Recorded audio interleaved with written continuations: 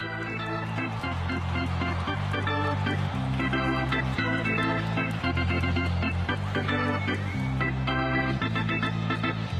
good evening, everybody. Sammy Thunder here. Tonight we're going to end on a high note by breaking into these TOPPS 1970-71 basketball set break cards from sportscards.com. These are the last two possible boxes that were available on their website. As y'all have known, I purchased a number of these and have, the condition of these cards have been phenomenal. And so it just inspired me to continue trying to find more, buying more boxes.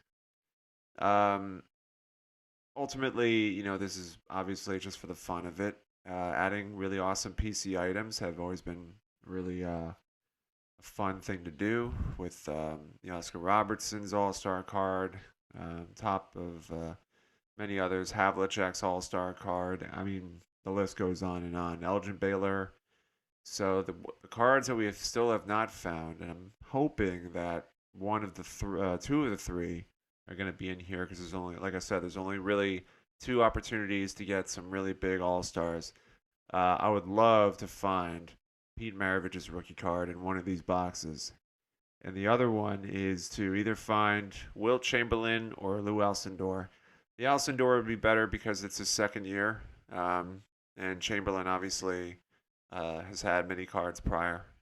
So it'd be really exciting to see if those come up. But if before we get started, if you enjoy these videos that I've been doing, the basketball set breaks, baseball as well, some vintage baseball, and an assortment of collections, purchases, set building, showcases, hit the subscribe button as well as the notification bell.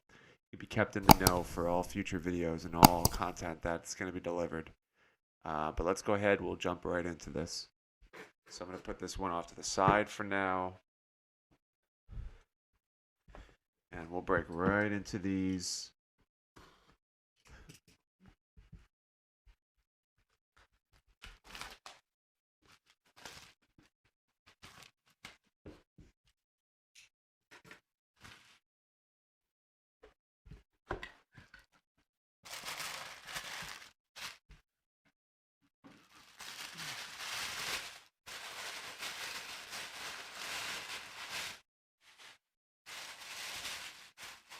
As most of y'all know, I don't want to surprise I want to keep this as a surprise even for myself. So I'm trying to do this without looking at them, but they're really wrapped up nicely in here. Alright, here we go. Got them, and first thing I'll show you, of course, we have the bonus card. I'm sure I'll definitely make more purchases from sportscards.com in the future. They just released a huge list of more boxes to break from baseball, and I think there's still the star basketball ones out there as well. So maybe this will provide me a nice discount. But excuse me, without further ado, here is number one, the card. Number one is Al Attles from San Francisco. He's a guard, and Al is 6 foot, 180 pounds. He was named as coach of the Warriors last January. Al is one of the most respected men in the game. Tough on defense. He usually draws the opposition star guard as his assignment. Al is the last of the Philadelphia Warriors to remain with the club. Okay, so Al came in 1960-61, averaged 7 points, and then when next season he was 11 points, 10 points, so he kind of like is right around between 8 to 11 points for his career. He averaged 9 points overall for his career. And so, I mean, at least up until that point. I'm not sure when he retired, but looks like he was a solid player. Played, at least 70 games, if I had to guess, on average. He kind of dwindled down to about 45 in 1970 with the San Francisco. So I'm guessing the San Francisco Warriors, if I had to guess. But yeah, not a bad player. Looks like, and let's look at the condition of the card too. Just a little off center, but the surface is great. Obviously, the corners are immaculate. Um, and a great looking card. I think the blue and the yellow jersey really pop. That is Al Adels. Card number 2. This generally has either been the Hall of Fame card or has been just another common. But let's see what we got. All right, Nate Bowman, center for Buffalo. All right, so this is not the Hall of Fame card, obviously, but he is the Knicks' backup center last year. I'm guessing he was Willis Reed's backup. He was originally a first-round draft choice of the Royals. He is a hard worker and keeps himself in top shape all year round. Prep star in high school, Nate went on to star at Wichita State, usually used for short periods. Nate is more than adequate both offensively and defensively. He's a terror under the boards. Nate and Dave Stallworth were college teammates. Okay. 6'10", 230, played for 4 years, drafted by Chicago. Really, I guess a guy who came off the bench, averaged 2 points a game. Really was just a off the bench guy. Came in probably for, I don't know, maybe a couple minutes a game, maybe a little more. Okay, not a bad player. And let's look at the card as well. Condition wise, centering again is a little off, but the condition's great. Corners are immaculate. Surface is great. I have no complaints about this. All right, card number 3. This is getting a little interesting. So here we go. Johnny Egan. So all right, so this is coming to the end. It might come to the end here. For Cleveland, it looks like he has like a purple jersey, which leads me to believe that he might have played for the Lakers. And I think I'm right here. That is the case. Johnny Egan played for the Lakers. He is a spark plug of the offense. It's an interesting little graphic. One of the smallest but effective veteran guards, Johnny was an All-American at Providence and led the Friars to the NIT runner-up in championship. He is a crowd pleaser. 6 foot, 180, from Hartford. He came to Detroit and played for them a couple of years. Had a good year in 1964, averaged 13 points. So he must have been starting at that point. 9 points the year after for New York. 9 points, and kind of stayed pretty level. When he got to Baltimore and LA, he kind of fell off a little bit, and his overall average was about 8.6 points. So, not a bad player. I've definitely heard his name before. So, very good card. Oh, let's look at the card. Similar to the other ones, surface is great, corners are great.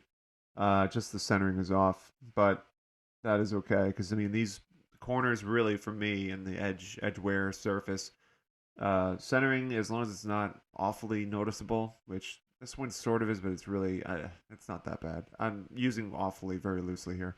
It's a very good card. All right, this might be the Hall of Fame card. I'm very nervous to see who it's going to be. Let's see. Earl the Pearl Monroe. Wow. With Baltimore. This is sweet. Very, very nice card. I think this might be his second year card. His rookie came, I think, in the 1969, 1970. I remember him mostly as a New York Knick from highlights and videos that I've seen with him and Walt Frazier. Described by many as the most exciting player in basketball, Earl has had 3 straight sensational years with the Bullets and was a prime force in driving the club to the playoffs the past 2 seasons. A runaway choice as the NBA's Rookie of the Year for 67-68. Earl was the nation's all-time single-scoring champion with 1,329 points in his senior year at Winston-Salem. He was also an outstanding soccer player in high school. Very athletic. 6'3.5", 190 pounds. Obviously, he needs no introduction to collectors out there. 24 points, 25 points, 23 points. Just an outstanding force coming right into the league. And then got traded to the Knicks and won a championship with them. So goes without saying, Hall of Fame material right off the bat. Card itself is one that has probably the best centering of all the cards we've seen so far. Surface is phenomenal. Corners are great. Just a great looking card. I think it's his second year. His rookie card, I think I do have, but not in as good condition as his second year here. So beautiful looking Earl the Pearl Monroe. And maybe we'll be surprised on card number 5. Cassie Russell.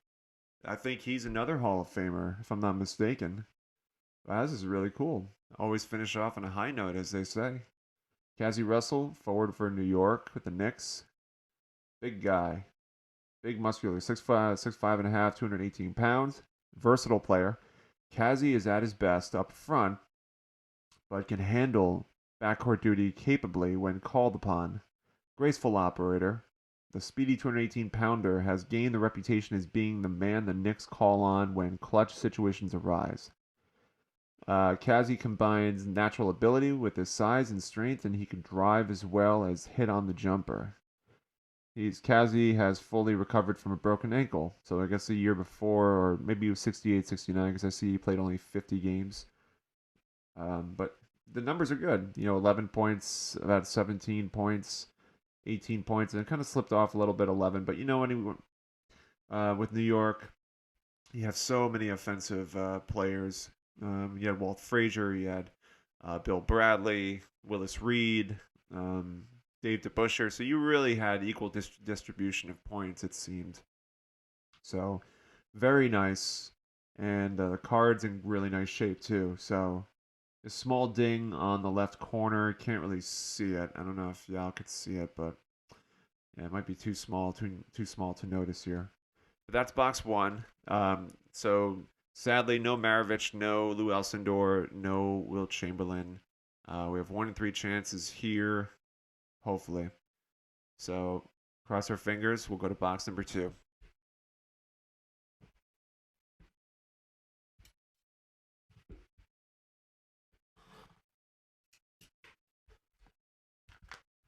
Put this right there for now.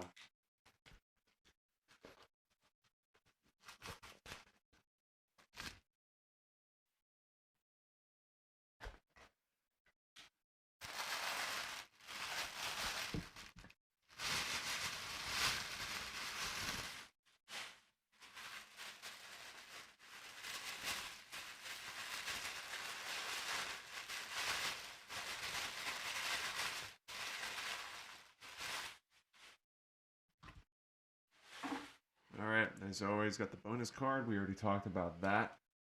So we're going to go right to card number 1. Might be the Hall of Famer, might not be. We'll see. We got Len Chappell of the Cleveland Cavaliers. This one's off, probably very, very off center, and kind of weird. The printing is very blurry. Let's see about Len Chappell. One of the strongest players in the NBA. Len gained the consensus All-American honors in his senior year at Wake Forest. He scored 2,165 points during his college career, averaging 30 points per game as a senior, and was the number 1 draft pick of the Syracuse Nationals in '62. 76ers trade Len to the Knicks after only 1 game in 1963. That's interesting. I mean, looking at that year that he was traded to New York, and I mean, he averaged 17 points a game. So he was no role player, but then he kind of turned into one. But I'm seeing a drop off in 64 through 67, or 64 66. He played 43 games in 46 games, which leads me to believe that he might have gotten hurt. But he had looked like he had a rebound career in 68 69 with Milwaukee, averaging 14 points a game, with a career total average of about 10 points. So not bad, but must have been kind of hot and cold for this guy.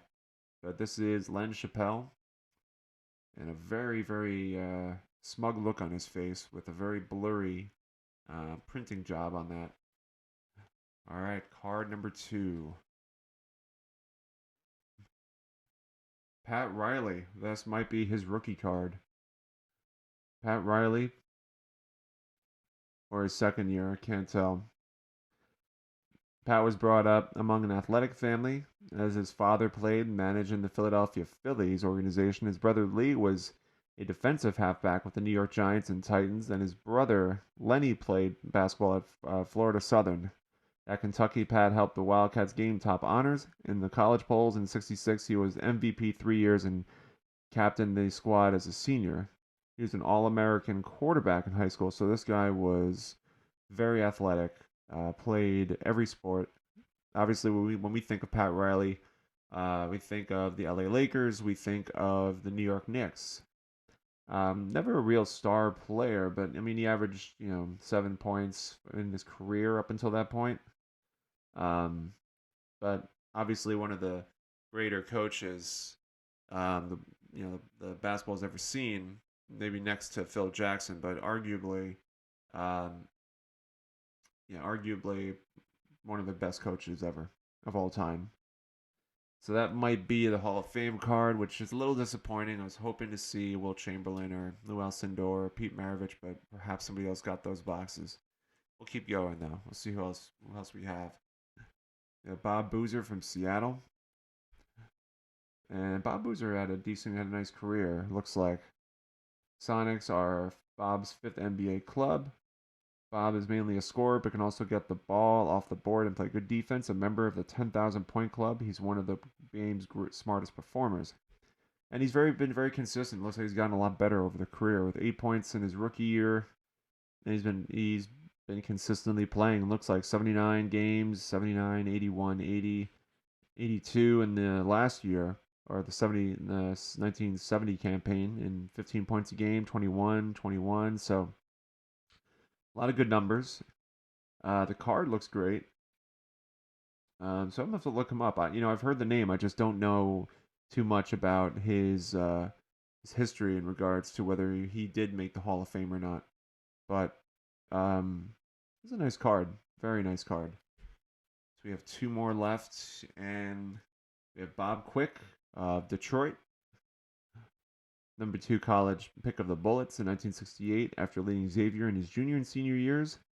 Bob's point total in college was 1,636 in 3 years. His great jumping ability enables him to rebound with forwards several inches taller.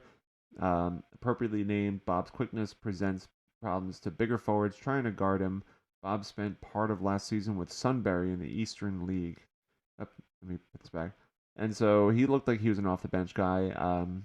Not probably didn't get a lot of minutes. 3 points, 5 points, but he has one of the NBA's most unorthodox jump shots. I'm gonna check that out after the video because I'm curious with how this guy shot the ball. But looked like he was kind of like a just an off the bench guy. But nice card though, very nice card.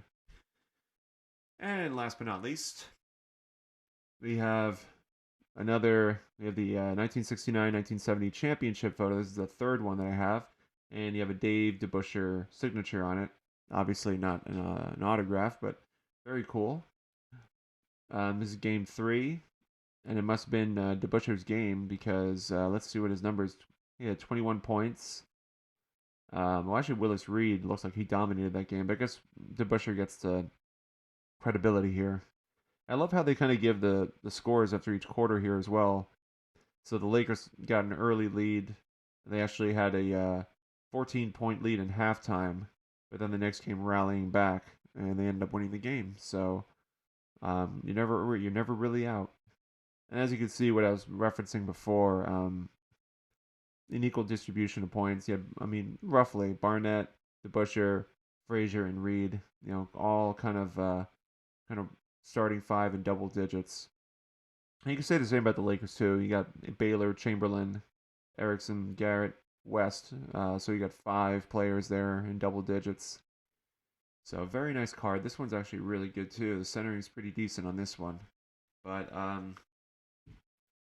that about does it here. Sadly, no Maravich, no Alcindor. Somebody must have gotten those boxes. No Chamberlain. No Havlicek base card, no Jerry West base card, but we got some good ones. I think overall we got some really nice ones.